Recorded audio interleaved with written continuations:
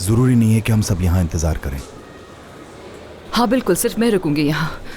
नहीं मॉम, मैं रुक जाऊंगा आपा के साथ। बेहतर होगा कि मैं रुक जाऊं। अगर मैं घर चली गई तो मैं उसी के बारे में सोचती रहूंगी हर वक्त। अम्मी, डॉक्टर बोल रहे हैं ना कि बैरिन अब बिल्कुल ठीक है। बस एहतियात के तौर पर आज रात अस्पताल में रखा गया है उसे। यहाँ तक कि ये भी कहा है कि घर जा सकते हैं आप तमाम लोग।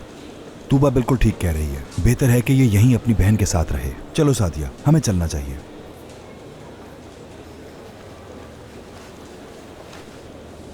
तूबा, मेरी बात गौर से सुनो। अगर जरा सी भी कोई तब्दीली है तो मुझे फौरन कॉल कर देना और यहाँ से कहीं भी मत जाना। समझ रही हो ना मेरी बात? अम्मी, क्या हो गया है? मैं कहाँ जाऊंगी?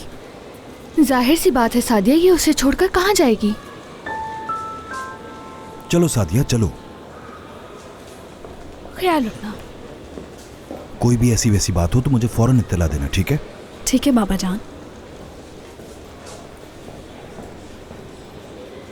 क्या वाकई आप नहीं चाहती मैं रुकूं यहाँ?